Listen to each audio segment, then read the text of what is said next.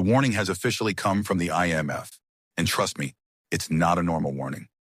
Because what the IMF just admitted shows exactly how fast the United States is losing its grip on the global financial system. Something Washington never imagined would happen this quickly. Countries around the world, from Asia to Africa to Latin America, are quietly walking away from the US dollar and stepping into the financial orbit of Beijing. And the numbers behind this shift are not just big, they're historic.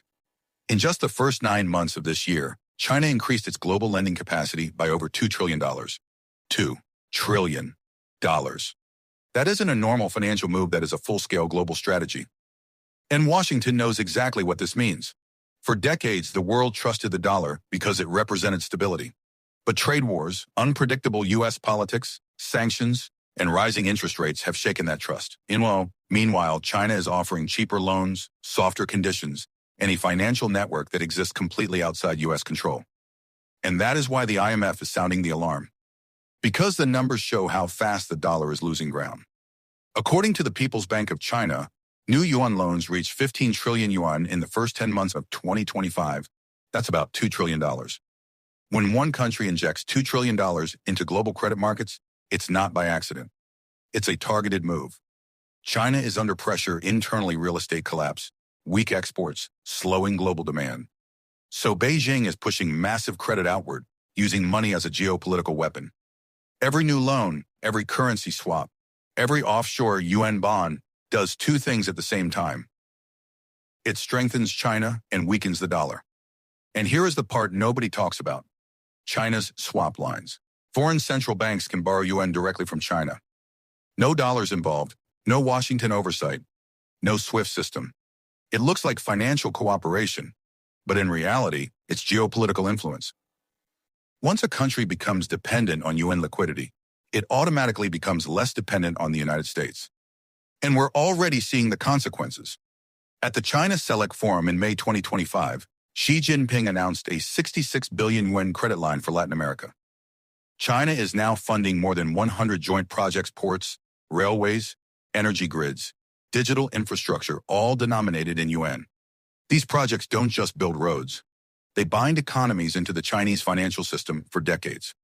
According to a CSIS report, Chinese companies now operate or invest in 31 ports across Latin America and the Caribbean, many in strategic locations. And whoever controls the ports controls the supply chains, and eventually the politics. Meanwhile, China's offshore financial markets are exploding. Dim sum bonds. Yuan-denominated securities outside mainland China are becoming the go-to tool for governments and companies that want to raise capital without touching the dollar. In the U.S., its lending ability is sinking under the weight of high interest rates. Dollar borrowing has become too expensive for developing countries. So they're turning to Beijing. Even major economies are shifting. Argentina expanded its yuan swap line to 5 billion yuan, giving itself the ability to settle trade and borrow directly in Chinese currency. Washington is watching a region it once dominated drift toward China, and it can't stop it. The U.S. is trying to counter Beijing with its own deals. Treasury Secretary Scott Bessent signed a $20 billion currency swap with Argentina. On paper, it looks like a smart move. But here's the inside story. China still dominates Argentina's trade. Even after the U.S. stepped in, Argentina sold 7 million tons of soybeans to China. Great for Buenos Aires, devastating for American farmers who are being pushed out of the same market.